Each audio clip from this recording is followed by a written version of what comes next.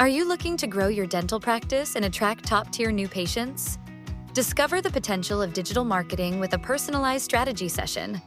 Join Lila Stone, the marketing director at Equa, for an exclusive 90-minute consultation. Lila and her team will dedicate 6 hours before your meeting to create a customized marketing plan specifically for your practice. This valuable opportunity is free of charge and comes with no commitments.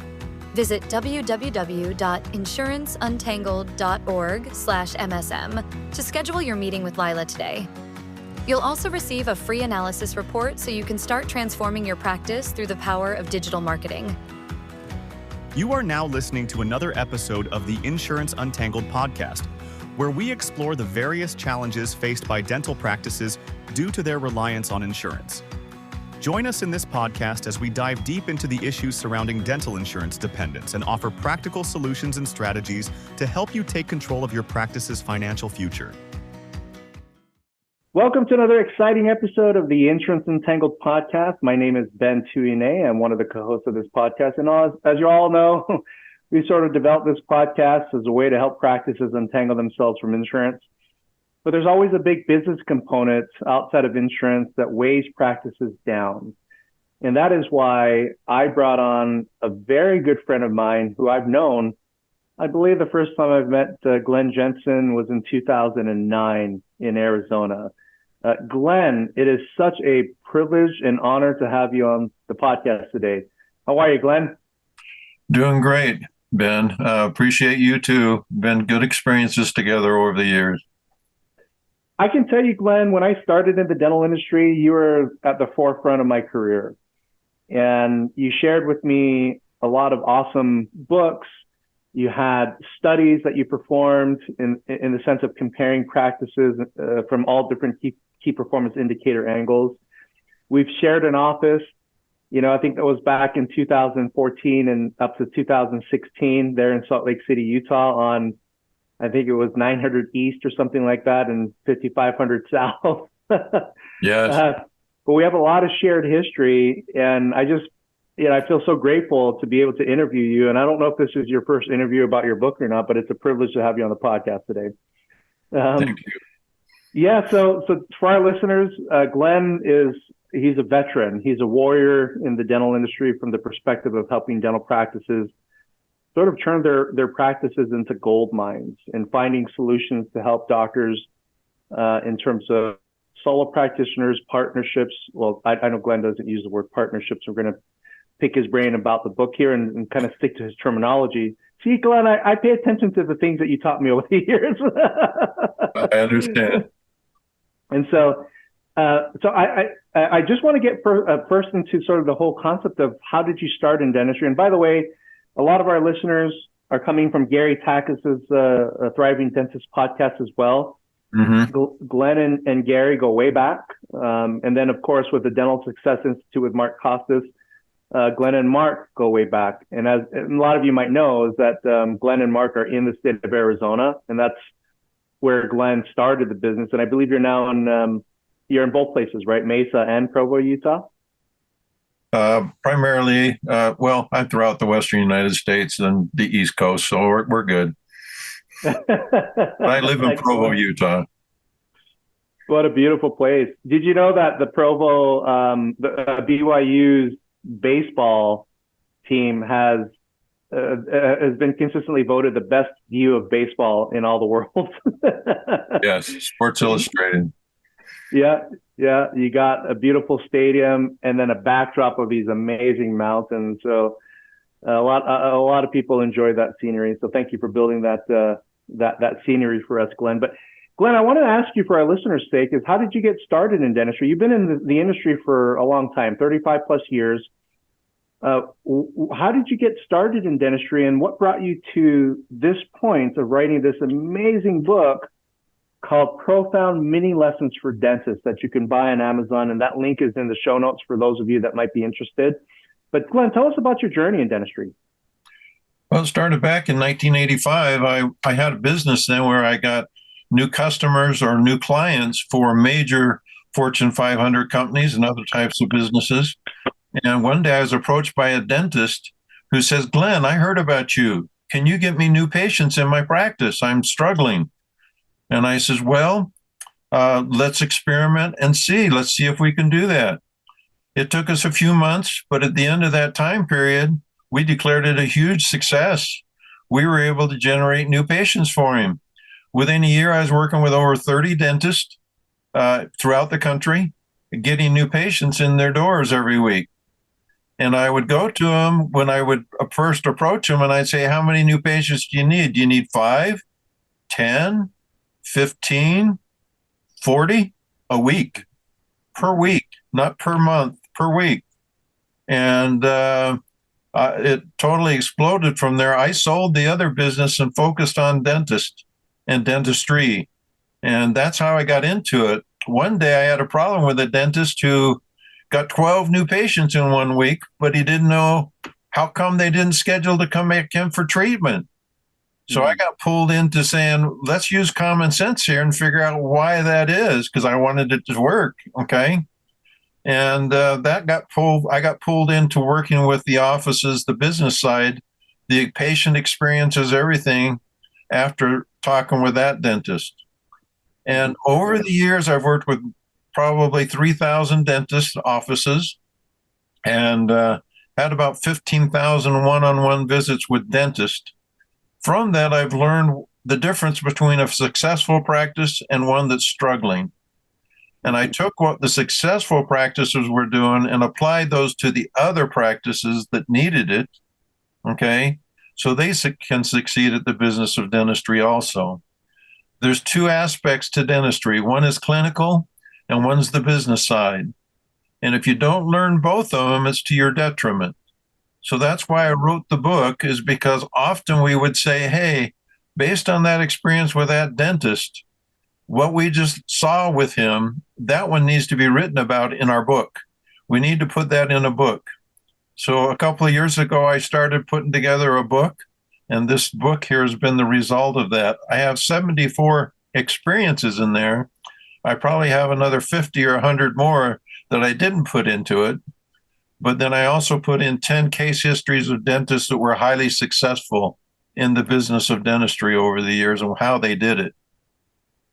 Yeah, I can tell you, Glenn, my version of your book, the hard copy, came in an hour ago, like quite literally an hour ago. You had emailed me the PDF version an hour ago, and I quickly breezed through it and looked at, I've known you for a lot of years, so I understand your philosophy.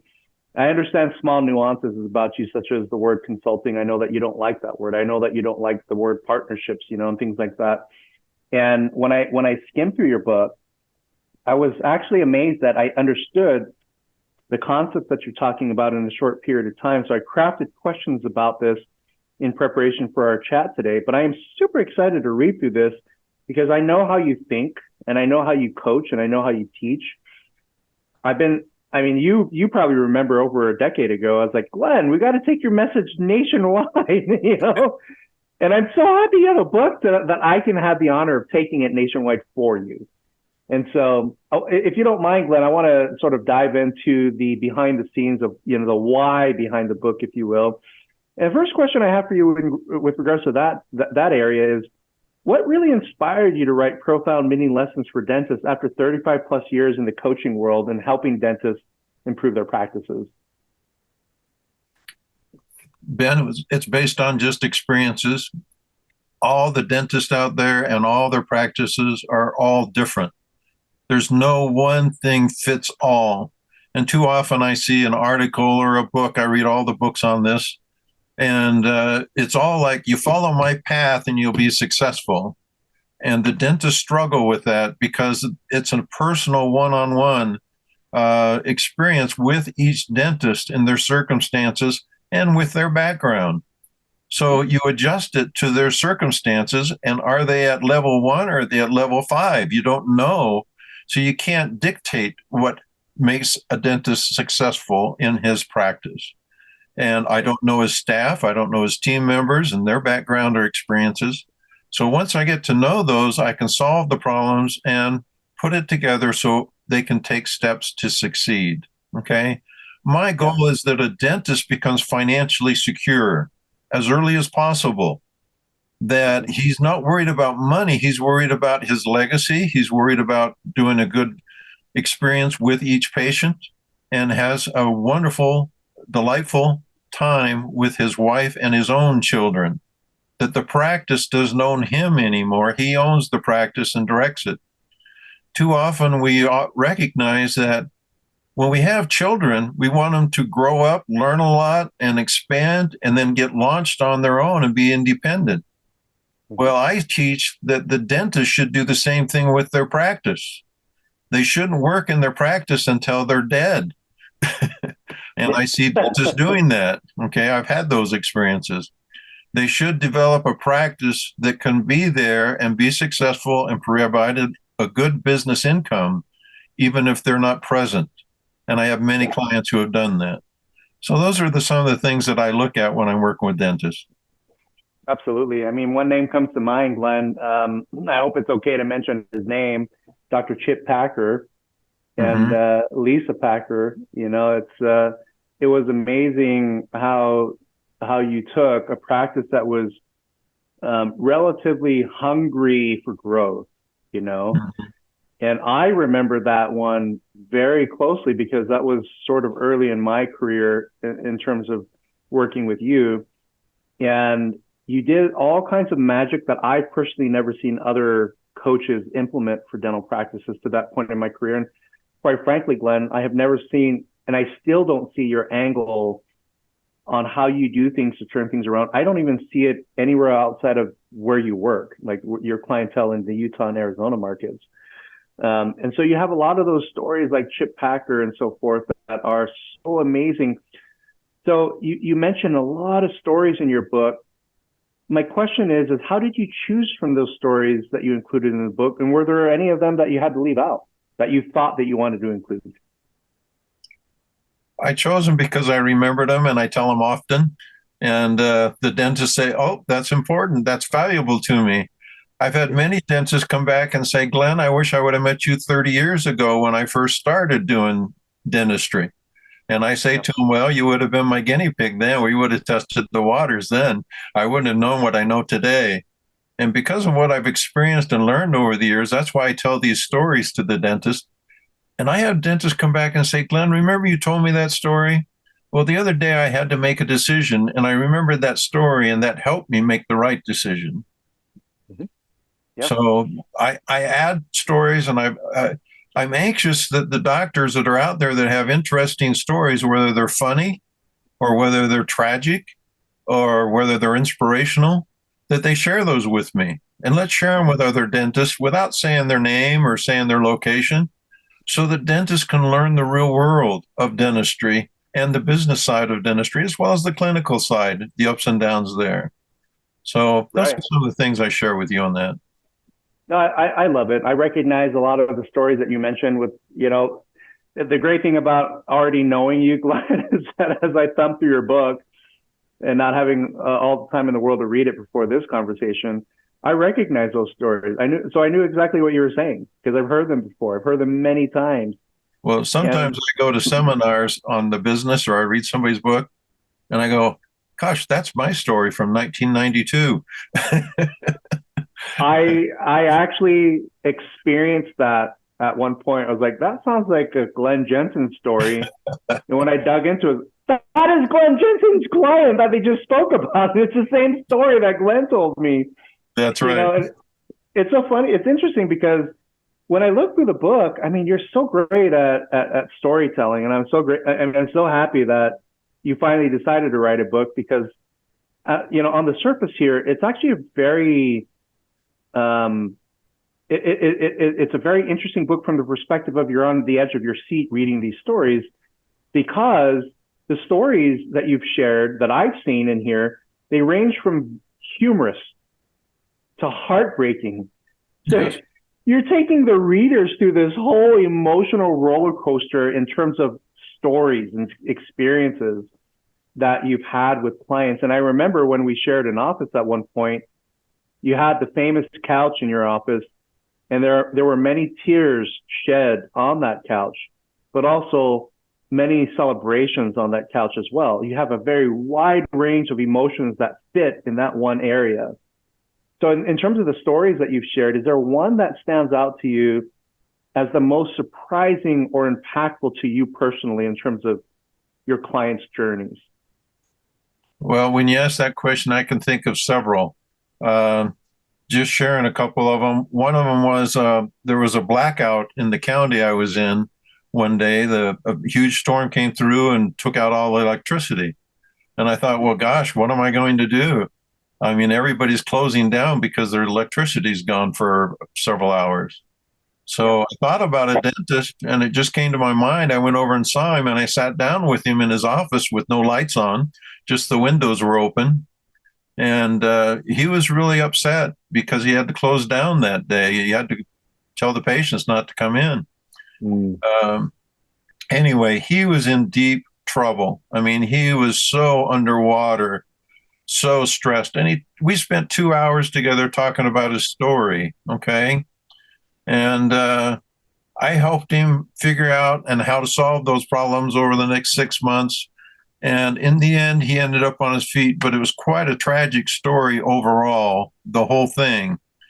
After 6 months, he finally confided in me that day that the power went out in the county there, that he was sitting at his desk, destitute and stressed to the max, and he had it all figured out how he was going to go up the canyon and take his life. Oh. He had 7 children and a wife and many things going on, but he had just dug a hole for himself by bad business decisions. And he saw me at Costco one day after that, and he snuck up behind me and just grabbed me and hugged me because he said I was like a brother to him. So that's an emotional thing that I had experienced, and it's impactful to say, I got to help these guys. I don't want them to take their lives because they're up against the wall. And he says, by talking to you for those 2 hours, I had light at the end of the tunnel. I had a plan going forward, and today I'm doing great. And I'm glad I didn't take my life. Wow. Wow. That story pulls on so many emotional heartstrings because, you know, human life is precious and we all value it, you know, and, you know, for our listeners that are hearing this, I know that the topic of suicide is sensitive, especially as it pertains to that of dentistry. We've had a lot of greats in dentistry that we've lost to that. But just in general, the mental health issues that people experience as it pertains to business and leadership.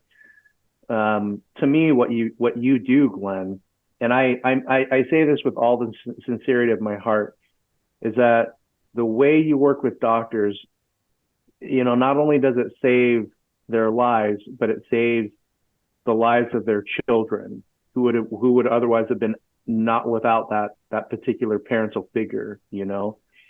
And that is such an important work that I feel like we don't really address head on in dentistry like we should. So those are it's one of the heartbreaking stories from the perspective of how did that doctor get there, you know, through the decisions that doctor made. But the light at the end of the tunnel in terms of helping people in those situations get out of it. And if there's, I honestly don't know anybody better than you in terms of how to get a doctor out of that mindset from the perspective of mental health, but also from the perspective of what concerns them, which is the financial component of running the practices and taking care of their families, right? Yeah. And having that work-life balance. So really appreciate you being very honest there and sharing your thoughts there. Follow-up question, you know, when I read when I was reading through the book, you know, you have a lot of mini lessons here that are really great. Do you remember the one about the team member that quit over a 2 p.m. Schedule change? Well, the whole team was going to quit. Okay. So question I have about that one is what do you think the dentist should have learned or did learn about leadership and boundaries from that particular situation? Do you mind giving some background and then maybe answering that question? Sure. And I have to tell you that there's other many stories in there along the same line, is that sometimes the practice becomes what we call as staff directed, okay, staff controlled, staff owned, not the doctor owned. Doctor walks in and does dentistry and then he wants to go home because he's tired. And if you turn it over to the staff to direct it, they make decisions on what's best for them, not what's best for the doctor or the business. And in that particular case, he was a pretty new dentist. And they had worked to get the practice to close every day at 2:00.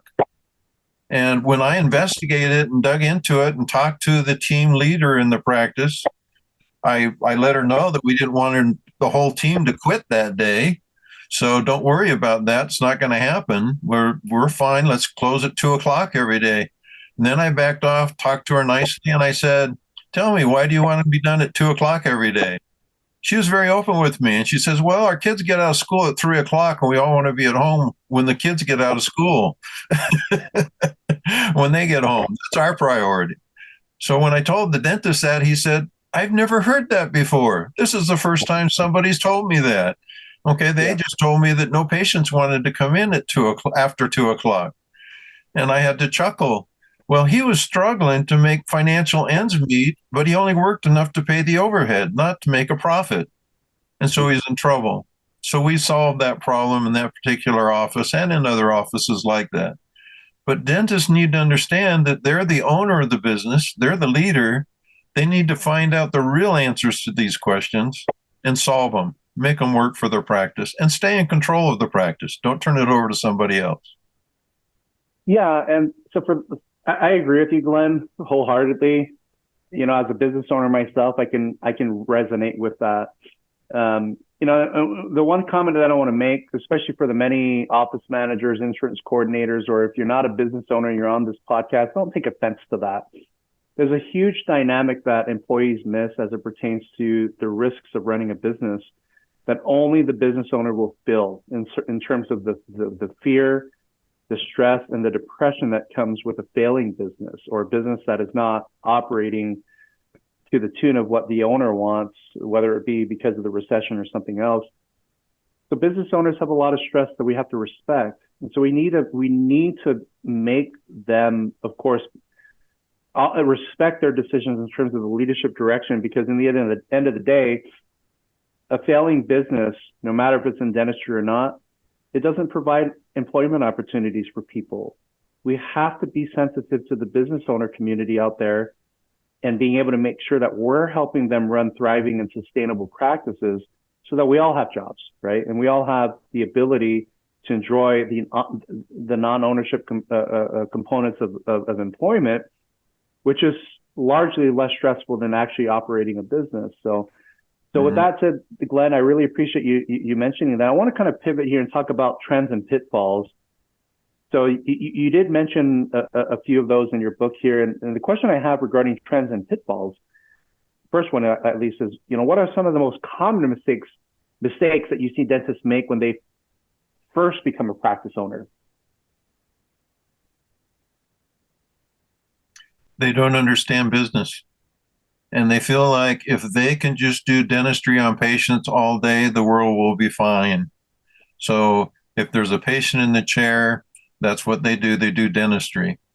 But in being a dentist and being the owner of a business, you've got to put on the business hat also. That's the big difference with those new dentists. And a lot of them tell me after a while that, gosh, I wish I would have learned a whole lot more about the business side of dentistry. They don't teach you business of dentistry in dental school. The dental school is set up to help you pass the boards and to learn how to do clinical dentistry. That's not their job. You've got to figure out a way to learn the business side. And too often, dentists learn it by trial and error, by making mistakes and say, oh, I better not do that anymore. And it takes them 10 years, 15 years to learn how to be a business owner. Or they delegate it to somebody else, which makes matters worse. Right.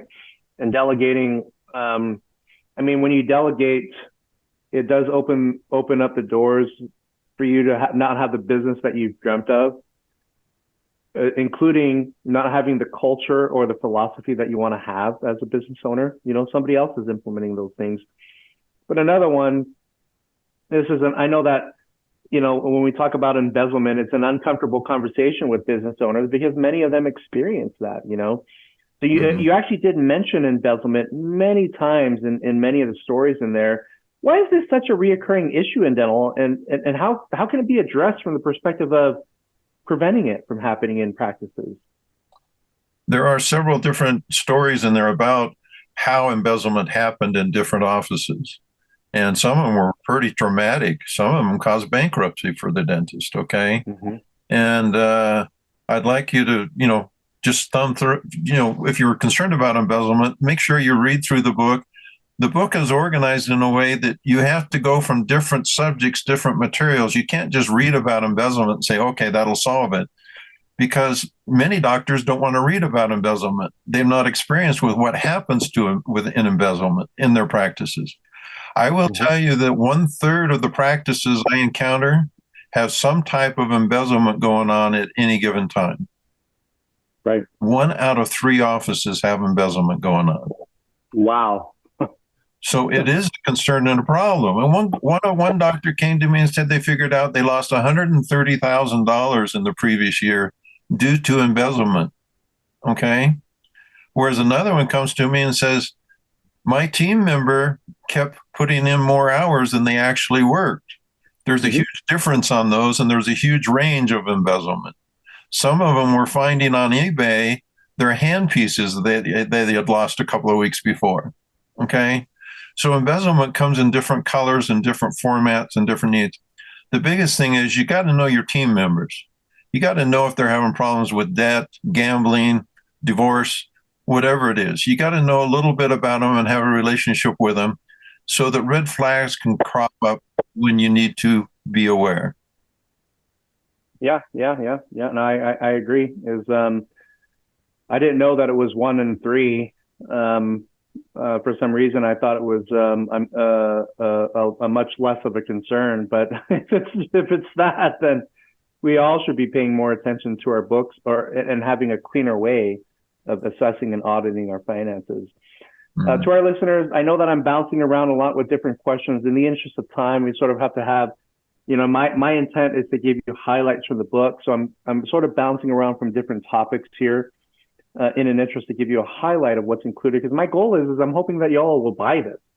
Because if there's something about rock stars in dentistry that are lesser known on a national scale that should be known, that we should have their content, it's Glen Jensen. So I want to go next into the systems and success stories that you've mentioned. Many of the stories that you highlight, how one team member can either boost or break a practice. I love those stories. So in thinking about those stories in particular, Glen, how can a dentist build a winning team culture from the very beginning of taking over a practice or starting a practice? The biggest factor in being able to have a strong, successful team is communication. I had a dentist who he started in a practice, and he had an open house a couple of months later and had his family member and his friends and everybody come through to tour the office. He had all the staff there to kind of escort him and talk to him and get acquainted and everything. But the next day, he had a tremendous rebellion among his team. What was the problem? Well, the doctor, when his friends and everybody came in, he showed them, well, here's the operatory, and here's the equipment that we use, and here's this, and other things. He toured them through the office. He never once introduced them to any member of his staff.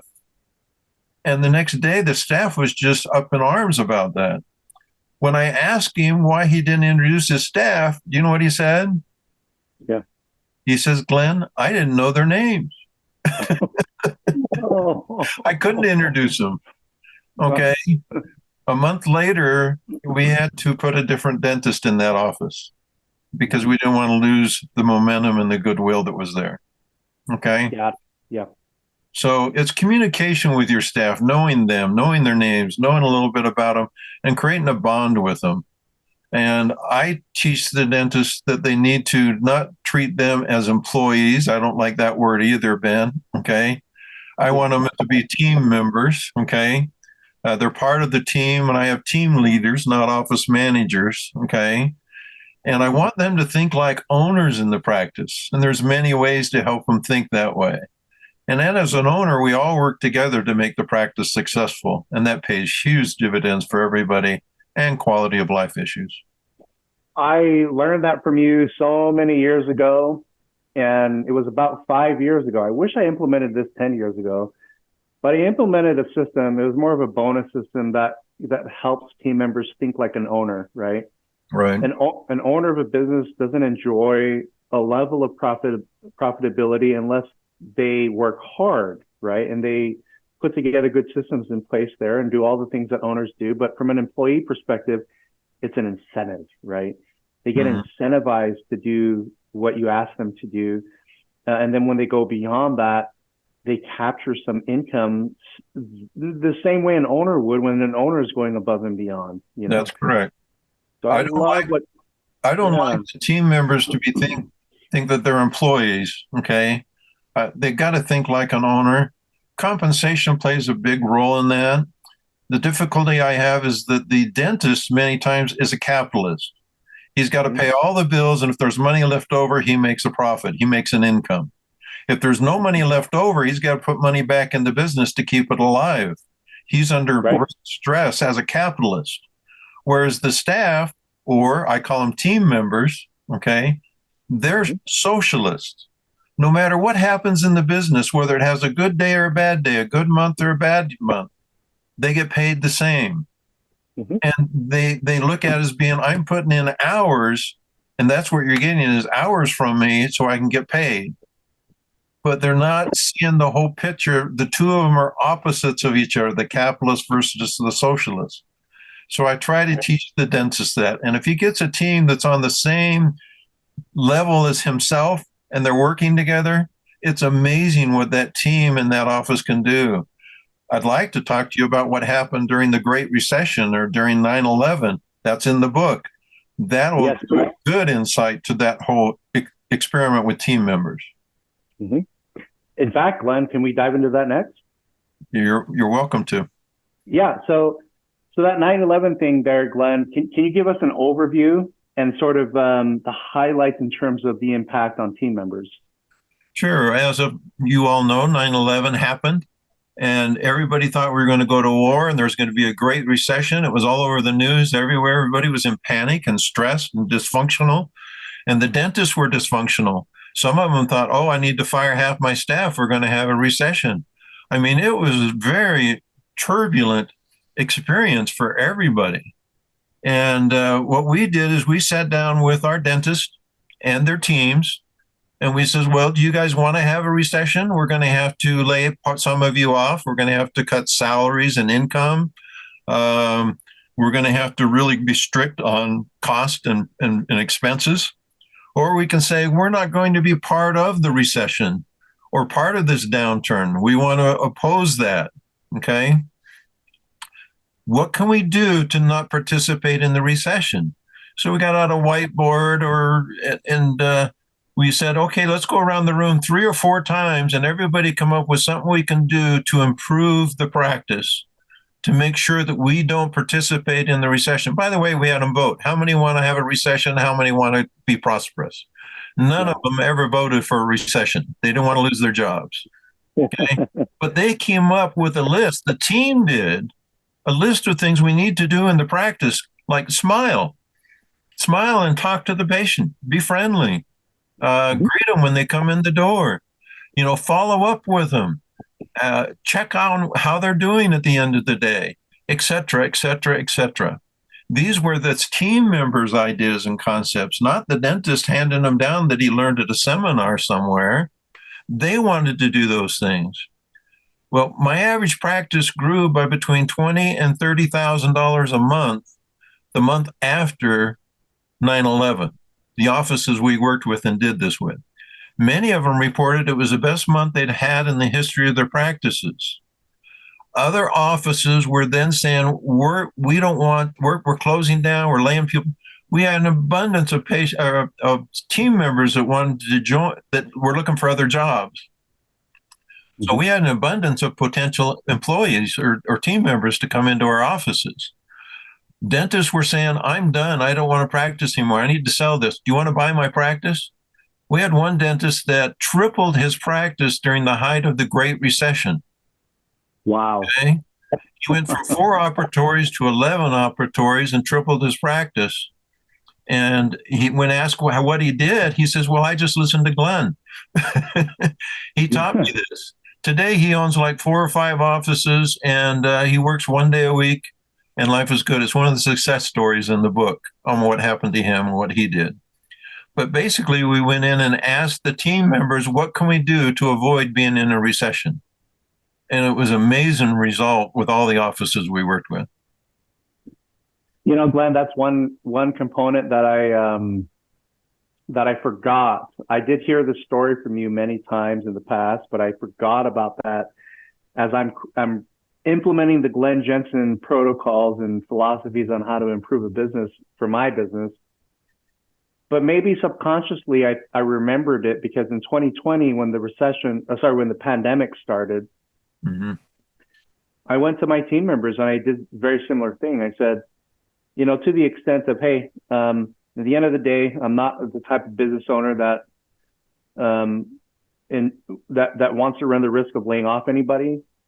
I don't want the risk of losing my key valuable assets, which are my team members. You're the number one asset for this business. Mm-hmm. And I don't want to lose anybody, but I don't know what the future is going to bring. You know, so I'm just asking for everybody to be committed. I'm going to forego my salary. And that's what I did in 2020. It's like, I'm going to forego my salary so that the business resources will go towards protecting who I thought was the most important component of our business, which were our team members. In 2 years, we tripled the size of our business because our team members were so committed to protecting not only their own jobs, but they looked after me. They were like, hey, Ben, I hope the business is doing better now where you're drawing a salary. And I have nothing to complain about. I could have gone 2-3 years without a salary because our team members, you know, as a business owner, when you run the business the right way, your profitability, if you have a war chest, can carry you through hard times, which right now in 2025, we're experiencing hard times again. I don't know why they're not calling this a recession. It is a recession. We are in a recession, in my opinion, in terms of what I'm seeing in dentistry and other markets, you know. But the difference is exactly what you mentioned, is that if you get your team members to have that ownership mentality, rather than the employee mentality, which is showing up and clocking in and clocking out, you know, and treating it as a quote unquote job, you get so much more fulfillment from your own team members where there's a mechanism for them to enjoy the growth of the business as far as it pertains to the ownership mindset. So, Glenn, thank you so much for mentioning that. I have so many questions. I mean, I could sit here for hours, Glenn, and I can have another session with you for hours about this. Because you have, in your book, you have so many profound things that I think dentists have never heard of before. But if it's okay with you, I just have a few questions to wrap up. And then I would love to have you on for another episode if you're okay with that. I'm open. Okay, very good. So I want to talk about the legacy, the legacy component and the advice component of your book. So after working with so many dentists over the decades, Glenn, what do you want your lasting message to be as it pertains to the Glen Jensen philosophy of dental business? Well, that's an interesting question because there's so much involved. It's kind of like, you know, what do you learn from reading the Bible? So I can't say that I can narrow it down to one specific thing other than to say, I want you to own, as the dentist, I want you to own the business and not have the business own you. I don't want you to grow a business that's highly successful. You reach what I call the prosperity stage, but then the prosperity stage kills you because it wears you out. It burns you out. You lose your health. Your shoulder goes out. Your neck goes out. Your thumbs go out, whatever it is. Okay. You've got to move beyond the prosperity stage and move into the business owner stage, the independent stage. And that's outlined in the book. And if you can do that, then you're the dentist that I know that he works 2 days a week because he likes it. He's good at it. But he takes a week off almost every month and does something with his family and his children or for himself and his wife. And he owns a business doing 4 or 5 million a year. But guess what? When I first met him, he had been out of school for only a year. And when I first got him into his first practice, within a few months, you know what he said to me, Ben? Yeah. He says, Glenn, do you know a good bankruptcy attorney? This is too stressful for me. Oh, no. And I said, let's take it one day at a time, 1 month at a time, focus on what needs to be focused. And today, he works 2 days a week, owns a practice, and takes off the time whenever he wants to. He has 4 or 5, 6 dentists in there, some of them being specialists. He has 16 operatories in his business. And by the way, he has a big classroom in his facility. So they invite assistants, hygienists, front desk people, doctors, into his practice for training courses, and gets acquainted with all the dentists in the area there, and they share ideas and concepts and make the world a better place for themselves as well as their friends in dentistry. Yeah. I know many of those stories from you, Glenn. I mean, I can think of several doctors in Salt Lake City, Utah, right out of school, young family, have a couple of kids already. They purchased a practice that for the most part wasn't very impressive. And, with your magic, holy smokes, are these doctors today raving about the exclusive business coaching that they got from you, that quite frankly, the style of coaching that you give, Glenn, this is why I've been telling you for so long. It's like your stuff is needed across the country. Very few, if any, know how to do it the way that you do.